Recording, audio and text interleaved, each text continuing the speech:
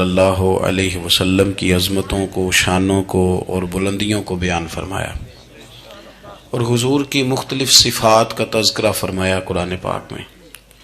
ارشاد فرمایا کہ یا ایھا النبی انا ارسلناک شاہدا ومبشرا ونذیرا، اے غیب کی خبریں دینے والے محبوب علیہ السلام، ہم نے آپ کو گواہ بنایا ہے، خوشخبری دینے والا بنایا ہے اور ڈر سنانے والا بنایا۔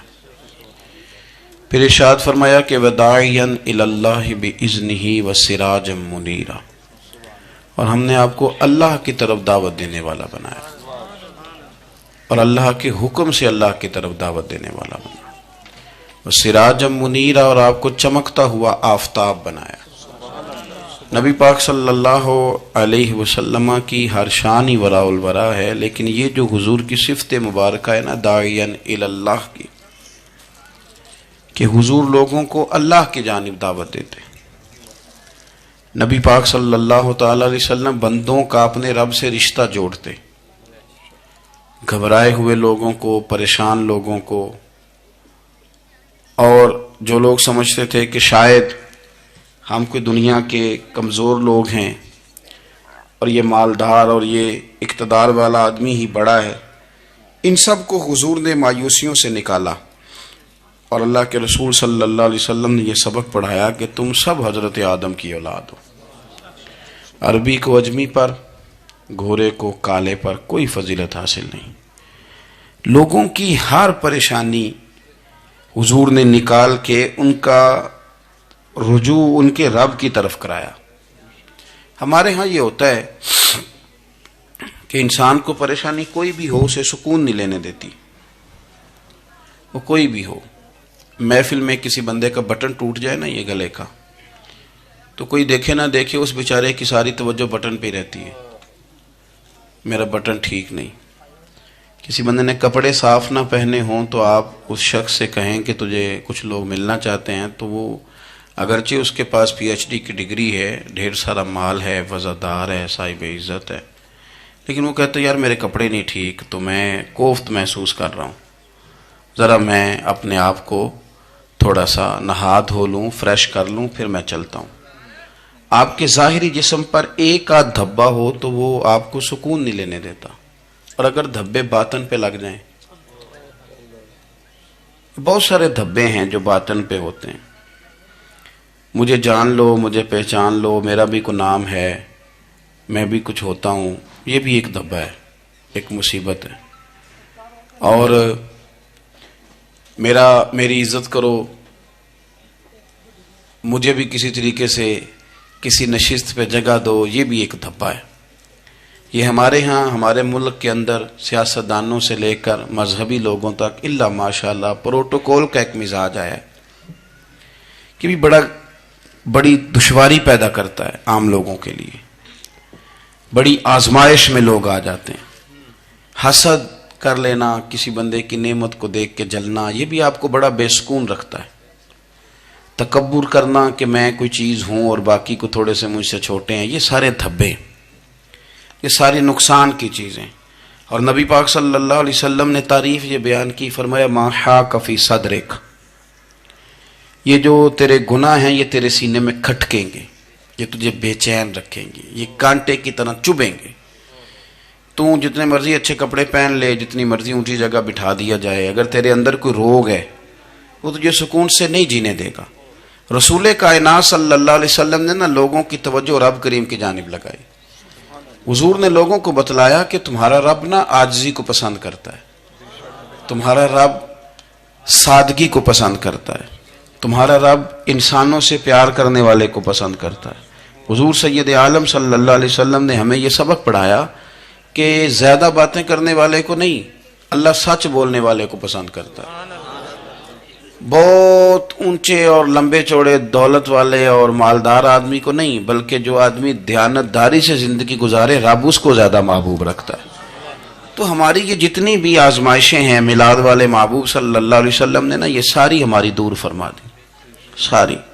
آپ دیکھیں ہمارے ہاں ایک بیماری ہوتی ہے، وہ تکبر کی بیماری ہے، اور وہ صرف مالدار کوئی نہیں ہوتا، بلکہ حضرت سعدی شیرازی فرماتے ہیں کہ میں نے بہت سارے جھکے ہوئے لوگوں میں تکبر دیکھا ہے۔ جو بڑا میٹھا بولتے ہیں نا، کئی دفعہ کہتے ہیں جی کیا بات ہے جی، سبحان اللہ ماشاء اللہ، بڑا میٹھا بولتے ہیں، تو یعنی میٹھا نہیں بول رہے ہوتے، یہ آپ کو شیشے میں اتار رہے ہوتے ہیں۔ آپ نے کسی کی تعریف کرنی ہے تو پشت کے پیچھے کریں، وہ اصل تعریف ہے۔ آپ کوئی ایسا کام نہ کریں جس سے چھلکے لفظوں میں کہ میں نے کسی کو بنایا ہے، اس سے نا آپ کو خود محسوس ہوگا کہ میں حقیقت پہ زندگی نہیں گزار رہا، میں تو کوئی اداکاری کر رہا ہوں۔ اور جو لوگ کہتے کچھ اور ہیں کرتے کچھ اور ہیں، تو وہ خود بڑے پریشان رہتے ہیں، وہ جانتے ہیں کہ یار یہ میں کہاں الجھ گیا ہوں۔ تو بھائی یہ جو بہت زیادہ ہمارے دلوں کے اندر چیز ہے، اور یہ ہر مقام پر بہت سارے لوگوں کو یہ چیز حاصل ہے، میں دیکھتا ہوں کہ درجہ بدرجہ ان چیزوں کا شمار ہے۔ کچھ کا خیال ہے کہ میری ڈگری زیادہ ہے، اور کچھ کا خیال ہے کہ مجھے عقل زیادہ ہے، کچھ کا خیال ہے کہ میری شہرت زیادہ ہے، تو کچھ کا خیال ہے کہ میری دولت زیادہ ہے۔ آہستہ آہستہ وہ الجھاؤ پیدا ہوتا ہے، کسی کا کچھ نہیں جاتا، وہ خود آدمی بے چین رہتا ہے۔ ہاں دیکھیں نا، یہ میری طرح کو بندہ آ جائے نا محفل میں، جس کو عادت ہے اسٹیج پہ بیٹھنے کی، اچھے لوگوں کی، بزرگوں کی، سادات کی بات نہیں کرتا، تو اس کو کبھی بیچارے کو پیچھے بیٹھنا پڑ جائے نا، تو وہ گردن اونچی کر کر کے نقیب محفل کو دکھاتا ہے کہ میں آ گیا، کسی طریقے مینو بھی ساتھ لے کے، بے چین رہتا ہے۔ اور اگر اسے سکون حاصل ہو کہ بھئی حضور کی محفل میں بیٹھنا ہے، جہاں جگہ مل گئی وہیں پہ ٹھیک ہو، اور وہ سکون کے ساتھ، دیکھو اس محفل کا مہمان خصوصی میں نہیں، حضرت بزرگ تو سرپرستی کاری رہے ہیں، میں نہیں، اس محفل کا تو مہمان خصوصی وہ بندہ ہے جس نے محفل سے پہلے یہاں جھاڑو دیا ہے، جس نے یہاں دریاں بچھائی ہیں، جس بیچارے کی فوٹو بھی کوئی نہیں آئی، وہ مہمان خصوصی ہے۔ اور اس محفل کا تو وہ مہمان خصوصی ہے جو چپ کر کے کہیں کونے میں بیٹھا ہے، اس کو کوئی دلچسپی نہیں کہ کوئی مجھے بھی جانے گا، کوئی مجھے بھی پہچانے، اسے تو اتنا پتہ ہے کہ میں اپنے پیارے حبیب کی تعریف سننے کے لیے آیا ہوں۔ آپ اپنے اس طرح آپ کا ذوق دوبالا رہے گا اگر آپ عاجزی کے ساتھ، انکساری کے ساتھ، رب رسول کی رضا کے لیے کسی جگہ بھی آپ اپنے آپ کو سیٹ کر لیں گے تو ماحول آپ کا ٹھیک رہے گا، ورنہ آپ الجھاؤ کا شکار ہیں، ورنہ آپ پریشان ہیں، ورنہ آپ تکلیف میں، ورنہ آپ آزمائش میں۔ بخاری شریف میں حدیث ہے، قاضی ایاز مالکی رحمۃ اللہ علیہ نے بڑی تفصیل سے لکھی ہے، راوی حضرت انس بن مالک ہیں۔ ایک بندہ بڑی دور سے آیا نبی پاک صلی اللہ علیہ وسلم کی زیارت کے لیے، بڑی دور سے۔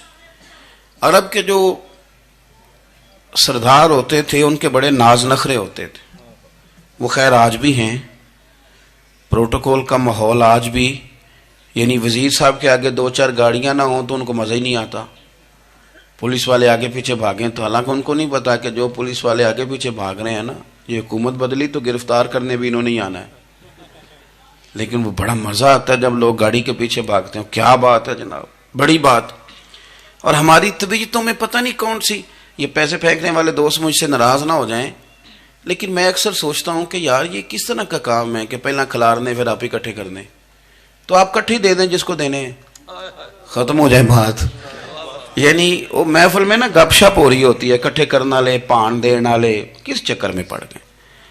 حضور غوث اعظم رضی اللہ تعالیٰ عنہ کی محفل میں شیخ یحییٰ نجار آیا کرتے تھے، تو وہ کہتے تھے کہ ہم وہاں گنتے تھے آج کتنے بندوں نے توبہ کی، تو ہم سے گنے نہیں جاتے تھے، اتنے لوگ توبہ کرتے تھے۔ بزرگوں کی محفلوں میں توبہ کرنے والے گنے جاتے تھے، ہماری محفلوں میں پیسے گنے جاتے ہیں اور وہ پرچیاں دی جاتی ہیں۔ ایسا نہ کریں، اس سے گھٹن پیدا ہوتی، اور پھر جو نوٹوں والے ہوتے ہیں وہ فرنٹ سیٹوں پہ آ جاتے ہیں۔ بہت سارے غریب سوچتے ہیں کہ میرے پاس بھی اگر کرارے نوٹ ہوتے تو میں بھی آگے ہوتا۔ تو کم از کم یہ جو میلاد کی محافل ہیں ان میں تو سب کو ایک جیسا رہنے دے، یہاں تو امیر غریب کا فرق نہ ہو، اس کو تو مہربانی کریں۔ تو نبی پاک صلی اللہ علیہ وسلم کی خدمت میں وہ شخص بڑی دور سے آیا، تو عرب کے بادشاہوں کا مزاج تھا، پروٹوکول بڑا چاہتے تھے، ان کا تو یہ طریقہ تھا کہ حکمرانی کرنی ہے جیسے بھی ہو۔ اگر کسی غلام نے دھوپ میں بندھا رہ گیا، اونٹ اور چھاؤں میں نہیں باندھا تو درے مارتے تھے، اور اگر اس نے کھول کے باندھ دیا تو پھر بھی مارتے تھے، کہتے تھے اتنا سیانہ ہو گیا تو انہیں پوچھا ہی نہیں، خود بخود ہی باندھ دیا۔ وہ شخص حضور کی بارگاہ میں آیا اور بہت سارے لوگوں کے پاس کیونکہ وہ جاتا تھا اپنے سربراہ کا پیغام لے کے، تو وہ کانپ رہا ہے جب حضور کی بارگاہ میں گیا، ڈر رہا ہے۔ اب ذرا بات کو سمجھنا، نبی پاک صلی اللہ علیہ وسلم نے اس سے فرمایا کیوں ڈرتے ہو، سادہ آدمی ہے، دیہاتی ہے، بدو ہے۔ اللہ کے رسول نے تھپکی دی، کیوں ڈرتے ہو؟ تو کہتے حضور مجھے آداب نہیں آتے، اور مجھے ڈر آتا ہے کوئی بات اگر ایسی ہو گئی آپ مدینے کی حکومت کے سربراہ ہیں تو کہیں آپ ناراض نہ ہو جائیں۔ حضرت انس بن مالک فرماتے ہیں بات کہاں کی تھی، پہنچ کہاں گئی؟ جب اس نے یہ کہا نا کہ آپ تو حکومت کے سربراہ ہیں، کہیں کوئی غلطی نہ مجھ سے ہو جائے، تو نبی پاک کی آنکھوں میں آنسو آ گئے، حضور رونے لگے، اور نبی پاک صلی اللہ علیہ وسلم فرمانے لگے نہ بھائی تو کسی حکومت کے سربراہ کے پاس نہیں آیا، نہ تو اس بیٹے کے پاس آیا ہے جس کی ماں گوشت کے خشک ٹکڑے کھا کے بھی گزارا کر لیتی۔ میں تو ایک غریب ماں کا بیٹا ہوں۔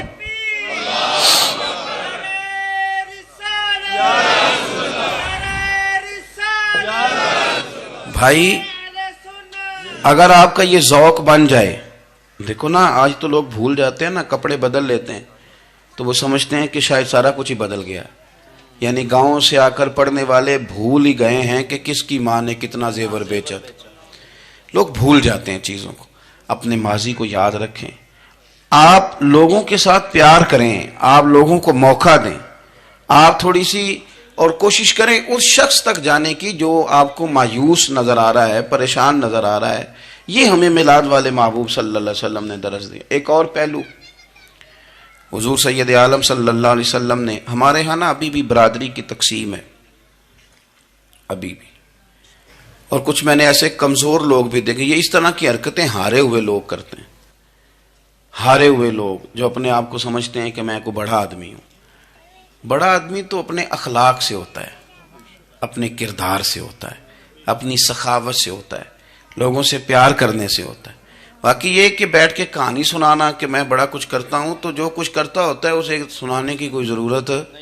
ایک اور بہت سارے لوگ آپ تعزیت کرنے جائیں نا والد کے انتقال کے بعد، تو ان بیچاروں کو بتانا پڑتا ہے کہ ابا جی میرے بغیر دوائی نہیں کھاتے تھے۔ تو میں کہتا ہوں اگر تیرے بغیر نہیں کھاتے تھے پھر بتانے کی ضرورت نہیں، پھر تو سارے گاؤں کو پتا ہوگا کہ تیرے بغیر نہیں کھاتے تھے۔ اور اگر کوئی دال میں کالا ہے تو پھر تیری وضاحت کوئی بندہ قبول نہیں کرے گا۔ تو آپ کو بتانا کیوں پڑ رہا ہے، اور آپ بار بار اس بات کا ذکر کیوں کر رہے ہیں کہ ہم بہت بڑے قبیلے کے ہیں؟ صاحب اگر آپ بڑے قبیلے کے ہیں تو پتہ ہوگا سارے علاقے کو آپ کتنا لوگوں کا خیال کرتے ہیں، آپ کس قدر محبت کرتے ہیں، آپ کا انداز کریمانہ کس طرح کا، پھر آپ کو بتانے کی کوئی ضرورت نہیں ہوتی، پھر خود بخود خبر ہوتی۔ حضرت سیدنا ابو ذر غفاری رضی اللہ تعالیٰ عنہ، قبیلہ بنو غفار ایک بڑی شاخ تھی قبیلوں میں سے، جو لوگ اس زمانے میں مالدار قبیلوں سے تعلق رکھتے تھے ان میں سے ایک بڑا نام تھا۔ ساری زندگی چودراہٹ کی، لیکن میلاد ایک انقلاب کا نام ہے۔ میں میلاد منانے والے دوستوں سے گزارش کرتا ہوں کہ آپ ہر سال میلاد منائیں، اور ہر سال میلاد کے بعد آپ تھوڑے بدل بھی جائیں، یعنی تھوڑے سے بدل جائیں۔ کچھ لوگ کہیں یار یہ داڑھی میں نے نا 12 ربیع الاول والے دن رکھی تھی، یہ میری میلاد والی داڑھی ہے، اور داڑھی رکھیں بھی نبی پاک کی مرضی کی۔ کس کی مرضی کی؟ نہ ناراض ہو جائے جی میں ٹور چلا، بس کس مرضی کی جی؟ اپنی مرضی کے نہیں۔ داڑھی کا وزن کو نہیں ہوتا کہ پوری مٹھی رکھیں گے تو آپ کو کوئی دقت ہوگی، کوئی وزن نہیں، پوری رکھیں، جو حضور کا طریقہ مبارکہ ہے جو ہمیں ملتا ہے اس پر آپ توجہ فرمائیں۔ تو میں جو بات عرض کرنے جا رہا ہوں وہ میلاد انقلاب ہے۔ حضور سید عالم صلی اللہ علیہ وسلم کی بارگاہ میں آنے سے پہلے لوگ کچھ اور ہوتے تھے، اور یہاں سے ہو کے جاتے تھے تو پھر ان میں تبدیلی آتی تھی۔ میں سارا دن کرامتیں سناؤں نا کسی کو اپنے پیر صاحب کی، اور اپنے گھر میں بھی کہ میرے حضرت بڑے، میرے استاد بڑے، لیکن بیوی کے ساتھ اگر میں ترش لہجے میں بات کروں گا تو وہ کہے گی اے سکھاندے نے تینوں پیر صاحب، دوست کہیں گے یہ سکھاتے ہیں آپ، تو آپ کی کہانیاں نہیں چلتی، آپ کا کردار چلتا ہے۔ حضرت ابو ذر غفاری رضی اللہ تعالیٰ عنہ فرماتے ہیں چونکہ میں چودھری تھا، سیدنا بلال حبشی رضی اللہ تعالیٰ عنہ کے پاس میں بیٹھا تھا، کسی بات میں بات آگے بڑھی اور بڑھتے بڑھتے بات شکرنجی تک چلی گئی، رائے کے اختلاف نے باتوں میں تلخی پیدا کر دی، اور جب تھوڑے لفظ اور تیز ہوئے تو میں نے انہیں کہہ دیا چپ کر، تو ابشن کا بیٹا ہے۔ کس کے بیٹے تھے حضرت بلال؟ کہتے ہیں جب انہوں نے مجھے کہا تو میرا دل بڑا ٹوٹا، لیکن میں نے ارادہ کیا کہ میں نے حضور کی بارگاہ میں نہیں عرض کرنی، اب ہر بات کی ہم حضور کی بارگاہ میں شکایت کریں۔ لیکن میں جا کے مسجد میں بیٹھا، اور جب سرکار آئے نا، ارادہ نہیں تھا کہ عرض کروں گا، لیکن حضور کا چہرہ دیکھا تو دکھ میرا خود ہی تازہ ہو گیا۔ رونے کا بھی تو تب ہی مزہ آتا ہے نا کوئی اپنا ملے تو، فرماتے ہیں کہ میرے آنسو نہ بغیر اختیار کے چھلک پڑے اور میں کھل کے روئے، کھل کے۔ قربان جاؤں محبوب کے بھی حضور نے پاس نہیں بلایا، بلکہ نبی پاک اٹھ کے خود میرے پاس آئے اور مجھے کندھوں سے پکڑ کے سینے سے لگایا، اور جب میں کھل کے رو لیا تو حضور میرے آنسو پوچھنے لگے۔ کچھ شعر ایسے ہوتے ہیں جو کسی نے کہے ہوتے ہیں، اور کہنے والا جو ہوتا ہے وہ صاحب حال ہوتا ہے، تو اس میں کچھ خوبصورتی زیادہ ہی ہو جاتی ہے۔ ایک پنجابی کے شاعر ہمارے گجرات میں گزرے، بزرگ تھے، ان کا ایک شعر ہے، وہ کہتے ہیں ایک واری میری آنکھیاں چوں اونا نے اتھرو پونجے سن، ایک واری میری آنکھیاں چوں اونا نے اتھرو پونجے سن، ہن تے چسکا پہ گیا رونے دا۔ ایک واری میری آنکھیاں چوں اونا نے اتھرو پونجے سن، ہن تے چسکا پہ گیا رونے دا، تے ہر ویلے آہو زاری دا۔ تو میں روز رونے لگا ہوں، مزہ ہی بڑا آیا ہے جب سے محبوب نے چپ کرانا شروع کیا میرے عزیز۔ اور پھر حضرت بلال حبشی رضی اللہ تعالیٰ عنہ چونکہ حضور کے غلام تھے اور انہیں پتہ تھا کہ سرکار میری ناز برداری کرتے ہیں، حضور نے چپ کرایا، فرمایا کیوں روتے ہو؟ تو عرض کرنے لگے یا رسول اللہ صلی اللہ علیہ وسلم، اگر میں حبشن کا بیٹا ہوں تو میری تو غلطی کوئی نہیں نا، یہ تو تقسیم اللہ کی ہے نا۔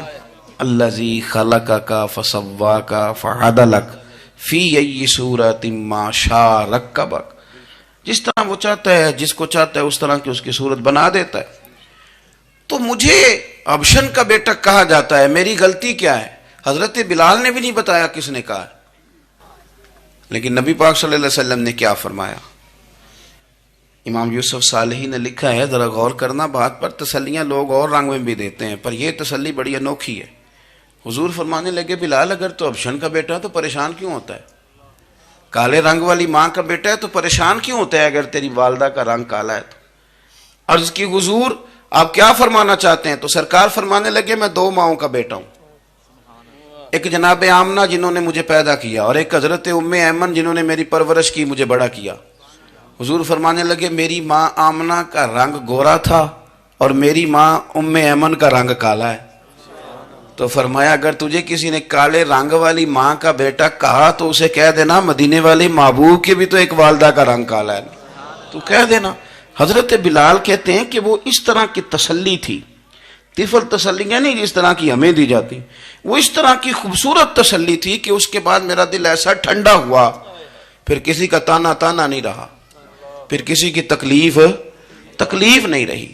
رسول پاک صلی اللہ تعالی علیہ وسلم نے یہ جو آج تقسیم ہے ہمارے ہاں اونچ نیچ کی، چھوٹے بڑے کی، ذات برادری کی، حضور فرماتے ہیں میں نے پاؤں کے نیچے رکھ کے کچل دی، اب اس کا کوئی سٹیٹس نہیں رہا، اب یہ کوئی معاملہ نہیں۔ پھر میرے بھائی ایک معاملہ ہمارے اندر جو اور بڑی شدت کے ساتھ آیا ہے اور جس نے بڑا زور پکڑا ہے، وہ یہ ہے کہ ہم نا پڑھے لکھے لوگوں سے معذرت کے ساتھ، پڑھے لکھے لوگوں کا بھی ایک مسئلہ ہے، وہ دوسروں کو جاہل کہنا ضروری سمجھتے ہیں، الا ماشاء اللہ۔ میں اکثر کہتا ہوں کہ یہ تو آسان کام ہے نا، آپ نے کہہ دیا جاہل نے جی سارے پنڈ والے، یہ تو بڑا آسان کام ہے، تو جان چھڑانے والی بات ہے۔ ان پڑھ ہیں جی اس قوم دا کچھ نہیں بن سکتا، بھی تو آسان کام ہے، جان چھوٹ گئی۔ میں بھی کھڑا ہوتا ہوں نماز جنازہ کی امامت کرنے کے لیے، کبھی تو کہہ دیتا ہوں کہ جناب آج لوگوں کو نماز جنازہ کی دعا نہیں آتی، تو سوچتا ہوں کہ اگر کسی نے کھڑا کر کے پوچھ لیا کہ آپ نے کتنے لوگوں کو یاد کرائی ہے، ہم نے کبھی کہا کہ آؤ بیٹھو یاد کراؤں، تو اس کا جواب کیا ہے؟ تنقید کرنا آسان کام ہے اور تعمیر کرنا یہ مشکل مرحلہ ہے۔ عزیز دوست، ہمارے ہاں نا ان پڑھ بندے کے ساتھ اور اس بندے کے ساتھ جس کی سوچیں محدود ہیں، ہمارا رویہ اتنا تلخ ہوتا ہے۔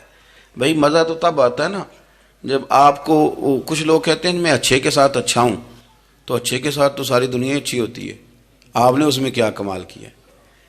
حضور سید عالم صلی اللہ علیہ وسلم نے تو فرمایا اس کے ساتھ جوڑو جو تمہارے ساتھ توڑ رہا ہے، جو سخت رویہ اختیار کرے، سخت۔ بخاری مسلم میں حدیث ہے، حضرت عمر فاروق رضی اللہ تعالیٰ عنہ، حضرت انس بن مالک فرماتے ہیں کہ حضور سید عالم صلی اللہ علیہ وسلم گزر رہے تھے اور سرخ رنگ کی نہ نجرانی دھاری دار چادر سرکار نے اوڑھ رکھی تھی۔ ایک بدو آ گیا، اس نے کیا کیا کہ حضور کی مقدس چادر کو پکڑ کے کھینچا اور اس زور سے کھینچا کہ گردن مبارک پہ نشان پڑ گیا۔ زور سے دروازے پہ دستک دے دینا بھکاری تو اسے خراش رات کوئی نہیں ملتی، البتہ جھٹکیاں 2-4 ضرور مل جاتی. توڑنا ہے دروازہ، خیرات لینے آیا کہ تو قرضہ لینے آیا؟ اس نے آ کر کے زور سے چادر کو کھینچا، مقدس گردن پہ نشان پڑ گیا.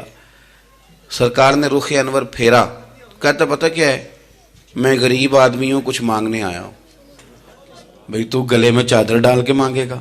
لیکن یہ آپ کا کمال ہے. یہاں اب آپ کے علم کا، آپ کے حوصلے کا، ظرف کا پتہ چلتا. کھینچی چادر، کچھ مانگنے آیا ہوں. اور صحیح بخاری کے لفظ یہ ہیں کہ فَالْتَفَتَ إِلَيْهِ فَضَحِكَ.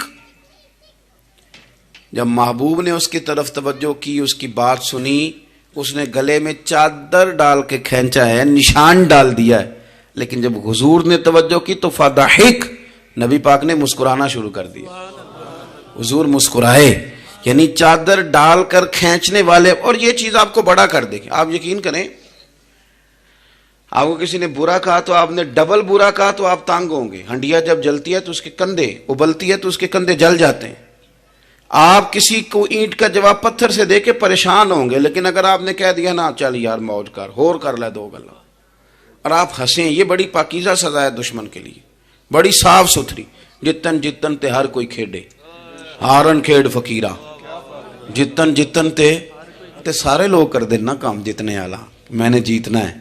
تو درویش کہتے ہیں جتن جتن تے ہر کوئی کھیڈے، تو ہارن کھیڈ فقیرہ. اوے جتن دا مل کوڈی پیندا ہی، ہارن دا مل ہیرا، ہارن دا مل ہیرا. کبھی کبھی ارادہ کریں چل کوئی بات نہیں کر لے یار، پھر کیا ہے. اور یہ کام آئے گی چیز بہت زیادہ. حضور صلی اللہ علیہ وسلم سے کہنے لگا کچھ مانگنے آیا ہوں. تو اب حضور نے کیا فرمایا؟ فرمایا 1-2-4 بکریاں نہیں، 2 پہاڑیوں کے درمیان جو ریوڑ ہے نا بکریوں کا، اجڑ، فرمایا سارے اس کو دے دو. اب اس نے وہاں تو کوئی جملہ نہیں کہا، گھر چلا گیا اپنے گاؤں قبیلے، اور وہاں جا کے لوگوں سے کہنے لگا سارے ادھر بیٹھے ہو، جاؤ دوڑ جاؤ مدینے جا کے مصطفیٰ کا کلمہ پڑھو. کہنے لگے وہ تو اتنا دیتے ہیں کہ غربت کا ڈر بھی دور ہو جاتا ہے.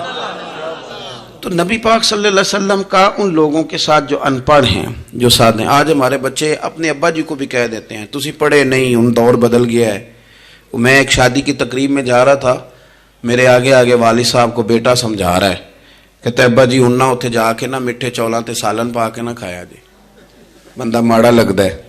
میرا پیار تھا اس خاندان سے. میں نے اس بچے کو تھپکی دے کے کہا، میں کہ پتر تو ذرا لیٹ ہو گیا، جلدی ہوندا تے نہ سارے سیانے ہونا سی.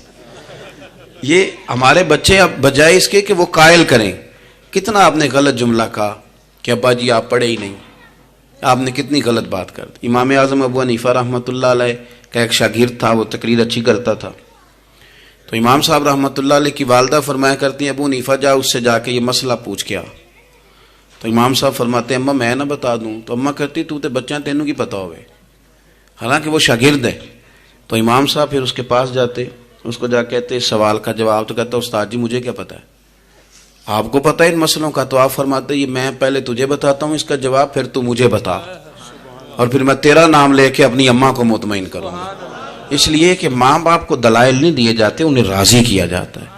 اور میں بچوں سے گزارش کروں گا ابا جی کو پیسے بھی دیں، اماں جی کے وہ کپڑے بھی لے کے دیں، لیکن ضروری یہ ہے کہ ان کو وقت دیں، ان کے پاس بیٹھیں، ان سے مشورہ کریں. ان کو آپ کے وقت کی ضرورت ہے. بڑھاپے میں اس طرح کا ماحول نہ بنا دیں کہ وہ ایک کونے میں بیٹھے ہیں، کوئی پوچھتا ہی نہیں. اس طرح نہ کریں. ہم تو اس طرح والدین سے رویہ کرتے ہیں جیسے MBBS ڈاکٹر رات کو وارڈ میں آتا ہے اور 2-3 اس کے ساتھ سٹاف کے لوگ ہوتے ہیں، اور وہ کہتا ہے دوائی کھا لی ہے، طبیعت اب کیسی ہے، بلڈ پریشر ٹھیک ہے، یہ میں نے دوائی بدل دی ہے. یہ کیا رویہ ہو؟ آپ ان کو وقت دیں. وہ جس طرح آپ چھوٹے تھے تو وہ لاڈ لڈاتے تھے، پیار کرتے تھے، آپ بھی تھوڑا قریب بیٹھیں اور آپ دیکھیں آپ کو اللہ تعالیٰ اس کی برکت سے کتنی رحمتیں عطا فرماتے. تو کسی کو جاہل کہنا، ان پڑھ کہہ دینا. ایک حدیث اور سن لیں، بات کو ختم کرتا ہوں. اس کو قاضی ایاز رحمۃ اللہ علیہ نے شفا شریف میں لکھا ہے. ایک بدو حضور کی بارگاہ میں آیا اور اس نے آ کے کچھ مانگا.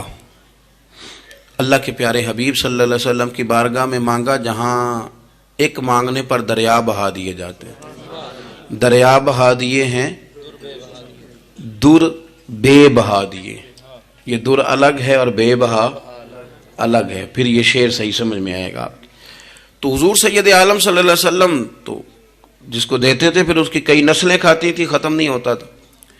اس نے بھی کچھ مانگا، حضور نے کچھ دیا، لیکن ابھی اسے آداب نہیں نہ آتے تھے. پہلے آداب سکھائیں پھر کسی کو بے ادب کہیں، لیکن بغیر آداب سکھائے لوگ لوگوں کو بے ادب کہہ دیتے. یہ انداز ٹھیک نہیں. اس نے کچھ مانگا، حضور نے دیا. چونکہ آداب نہیں آتے تھے، نہ آشنا تھا، تو کہنے لگا معاذ اللہ ثم معاذ اللہ، نقل کفر کفر نہ باشد. کہنے لگا میں تو بڑی تعریف سن کے آیا تھا، آپ نے تو کچھ بھی نہیں دیا. حضرت عمر فاروق نے تلوار نکال لی، فرمایا اس بے ادب کی گردن اڑاؤں گا. حضور نے فرمایا عمر ٹھہر جا ذرا، جلدی نہ کر. سرکار اسے گھر لے گئے. جتنا دیا تھا نا اس سے ڈبل دیا، پھر جتنا ہو گیا تھا اس سے بھی ڈبل دیا. تیسری دفعہ حضور دینے لگے تو کہنے لگا یا رسول اللہ بس کریں، میں نے تو طوفان کے اندر بھی ہوا اتنی تیز نہیں چلتے دیکھے جتنی آپ کی سخاوت تیز چلتی ہے. کریم رسول صلی اللہ تعالی علیہ وسلم نے فرمایا یہی بات باہر جا کے میرے صحابہ سے بھی کہہ دو گے؟ حضور کہہ دوں گا. فرمایا جب تم نے کہا تھا نا نہیں دیتے تو ان کے دل ٹوٹ گئے، جب تم کہو گے نا بڑا دیتے ہیں تو ان کے کلیجے ٹھنڈے ہو جائیں گے. وہ باہر آیا، آ کر کے کہنے لگا میرے رسول پاک علیہ السلام کے مقدس غلاموں، میں نے تو طوفان میں بھی ہوا اتنی تیز نہیں دیکھی جتنی کریم کی سخاوت تیز ہے. پیارے حبیب صلی اللہ تعالی علیہ وسلم تو کمال کر دیتے. اب صحابہ خوش ہو گئے. میرے نبی پاک صلی اللہ علیہ وسلم نے ہماری تربیت فرمائی کہ ہم نے کس طرح کا رویہ ایسے لوگوں کے ساتھ اختیار کرنا ہے. حضور فرمانے لگے عمر اگر تم اس سے پہلے قتل کر دیتے جو اس نے کہا تھا تو یہ دوزخ میں جاتا، اور اب جو کہہ رہا ہے اس پر مرے گا تو رب اسے جنت عطا فرمائے گا. حضور فرمانے لگے عمر میری اور تمہاری یعنی میری اور میری امت کی مثال اس آدمی کی مثال کی طرح جس کی اونٹنی بھاگ گئی تھی، ناک سے نکیل نکل گئی تھی.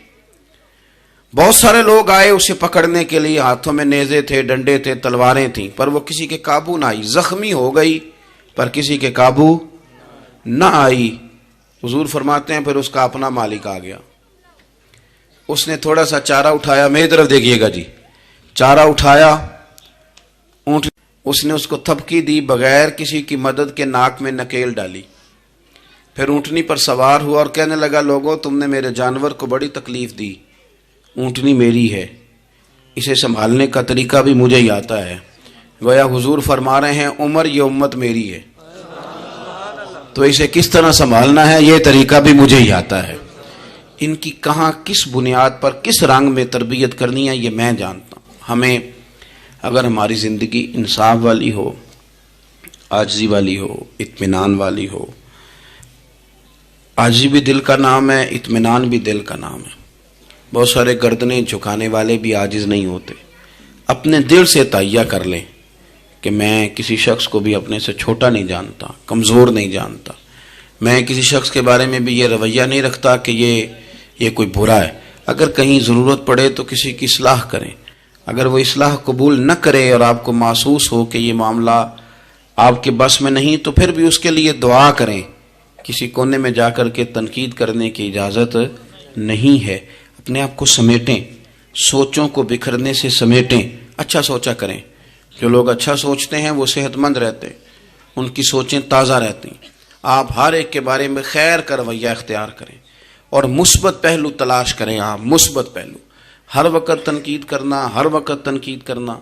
میں ایک محفل میں بیٹھا تھا، بات میری ختم ہو گئی تو ایک نعت خواں نے بڑا اچھا شعر پڑھا. ہم بڑی اس بات کی تردید کرتے رہتے ہیں کہ یہ طے کر کے اور پیسے لے کے اور یہ نہیں کرنی چاہیے چیزیں، لیکن یہ کہ یہ غلطی کس کی ہے؟ یہ اس عوام کی غلطی ہے جو ریٹ بناتی ہے، چیزیں خریدتی ہے. جو چیزیں آپ خریدیں گے نہیں بکیں گی بھی نہیں مارکیٹ میں. آپ خریدتے ہیں تو کوئی بکتا ہے نا. میری بات کی سمجھ آ رہی ہے؟ تو ہم یہ سارا کچھ ڈال دیتے ہیں. اب کیا ہوتا ہے کہ اتنی سونی محفل سجی ہوئی ہے لیکن اس میں بیٹھ کر لوگ حضور کی تعریف سننے کی بجائے یہ کہہ رہے ہیں اس نے 40,000 لیا ہے.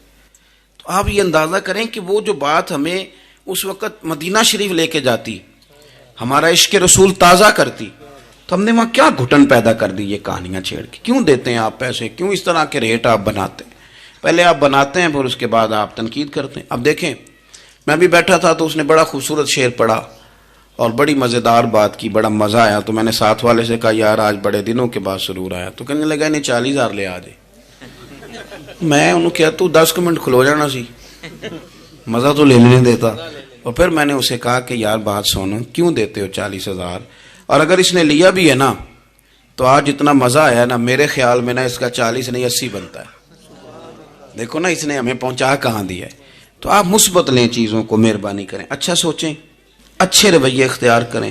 وہ کسی شاعر نے کہا تھا کچھ تو مجبوریاں رہی ہوں گی، یوں ہی کوئی بے وفا نہیں ہوتا. اچھی سوچ پیدا کریں، خوبصورت آپ اپنے آپ کو رکھیں. آپ کا فائدہ ہوگا، آپ اچھا سوچیں گے تو آپ کا نفع ہے. ورنہ بکھری ہوئی سوچوں ہلے لوگ تو بیچارے سویرے کچھ ہوتے ہیں، دوپہر کو کچھ ہوتے ہیں، شام کو کچھ اور ہوتے ہیں، اور تیزی سے وہ لوگ بکھر جاتے ہیں. آپ یہ دیکھیں کہ آپ مست رہیں، آپ اپنے آپ کو پریم میں رکھیں، آپ اپنے آپ کو سکون میں رکھیں. کو تعریف کرے تو اس کی مہربانی، تنقید کرے تو اللہ بھلا کرے، لیکن آپ نے اپنی سوچوں کو ہمیشہ مجتمع رکھنا ہے. اللہ تعالیٰ آپ کو بہترین صلہ عطا فرمائے. محفلیں ہوتی ہیں حضور کے نام کی، لوگ تو ظاہر آتے جاتے رہتے ہیں، ہر ایک آدمی کی اپنی مشغولیت. آپ تشریف رکھیں گے، حضور کی ثنا خوانی ہوگی. اللہ تعالیٰ آپ سب کو جزا عطا فرمائے. آخر دعوانا جی آج اقبال ڈے جی نہیں، وہ کون سا واقعہ ہے؟ وہ تو نہیں، ان کے تو کئی واقعات ہیں. چلے میں بات کرتا ہوں، آپ تشریف رکھیں جی. میں بات کرتا ہوں. میں تو اپنی طبیعت کے مطابق بات کر چکا ہوں، اتنی کو میں کیا کرتا ہوں، لیکن ایک بات عرض کرتا ہوں آپ کی خدمت میں. ایک تو یہ کہ آج اقبال ڈے. علامہ اقبال جو ہیں وہ اسلام کے اور صوفیاء کے اور اہل محبت کے بہترین ترجمان ہیں. انہوں نے لوگوں کو رخ جو ہے وہ نبی پاک صلی اللہ علیہ وسلم کی محبت کی جانب پھیرا ہے. تو اقبال سے پیار کرنا اور ان کی تعلیمات کو دیکھنا یہ بھی بڑی کمال بات. ایک بات مجھے یاد آ رہی ہے حضرت سعد بن ابی وقاص کے. بہت ساری باتیں ہیں، میں سمجھ نہیں پایا کہ کس بات کی طرف میرے بھائی نے اشارہ کیا ہے. آپ فرماتے ہیں میں ایک دفعہ قادسیہ کی جنگ کے لیے گیا تھا، تو اس بادشاہ جس سے ہماری جنگ تھی اس کے بارے میں معروف تھا کہ تاج بڑا قیمتی پہنتا ہے. ہوتے ہیں نا جی، ہمارے ملک میں بھی کچھ بادشاہ ایسے ہیں جو 6-6 کروڑ کی گھڑی پہن لیتے ہیں. حالانکہ آپ جتنا مرضی مہنگا جوڑا پہن لیں، اب تعریف کوئی بھی نہیں کرتا. اب ختم ہو گیا دور، اب سارے براء البراء. اب ہر بندے کی ڈیزائننگ بڑی شاندار ہے، جس کو بھی چھیڑ دیں. تو وہ تاج بڑا قیمتی پہنتا تھا، ہیرے لگائے ہوئے تھے. حضرت سعد بن ابی وقاص رضی اللہ تعالیٰ عنہ نے لوگوں سے کہا کہ اس کے تاج کا خیال رکھنا، مل گیا تو مال غنیمت میں فائدہ ہوگا. جنگ ہوئی شام کو، تاج اس کا کہیں ریت میں کھو گیا. لوگوں نے کچھ دیر ڈھونڈا، بادشاہ قتل ہو گیا، ملا نہیں. حضرت سعد بن ابی وقاص نے کہا چھوڑو، سو جاؤ، اتنا بھی ضروری نہیں. فرماتے ہیں کہ میں اپنے خیمے میں چلا گیا تو ایک آدمی نے اندر آنے کی اجازت مانگی. میں نے کہا آ جاؤ. وہ آیا تو اس نے چادر کی اوٹ میں اپنا چہرہ چھپایا ہوا تھا، اور پھر اس نے جب وہ چادر کھولی تو اندر سے اس نے وہ ہیروں کا چمکتا ہوا تاج میرے سامنے رکھا. کہنے لگا میں گزر رہا تھا، گھوڑے کے پیر سے کچھ چیز ٹکرائی ہے، میں نے ریت کھودی ہے تو یہ نکل آیا. تو آپ فرماتے ہیں میں نے اسے کہا یار تو غریب آدمی لگتا ہے، تیرے کپڑے بتاتے ہیں. دامان توکل کی یہ خوبی ہے کہ اس پر پیوند لگے ہوتے ہیں پر دھبے نہیں ہوتے. تو غریب آدمی لگتا ہے. اس نے کہا جی میں جب آیا تھا تو بچوں کے لیے شام کا کھانا تھا، کسی پڑوسی سے ادھار کی گزارش کر آیا تھا، لوٹ کے جاؤں گا تو اللہ خیر کرے. آپ فرماتے ہیں کہ وہ رکھ کے نا غریب آدمی، اتنی دیانتداری، اتنا اخلاص، چہرہ بھی چھپایا ہوا. جب اس نے رخ پھیرا تو میں نے اسے کہا میاں نام ہی بتا دو، باپ کا نام اور قبیلے کا نام ہی بتا دو. کیسے اس نے رخ نہیں پھیرا، ادھر ہی چہرہ رکھا دروازے کے جانب. کہنے لگا حضور یہ کام میں نے آپ کے لیے نہیں کیا، یہ دیانتداری اور اخلاص میں نے آپ کے لیے یا شہرت کے لیے یا لوگوں کو بتانے کے لیے نہیں کیا.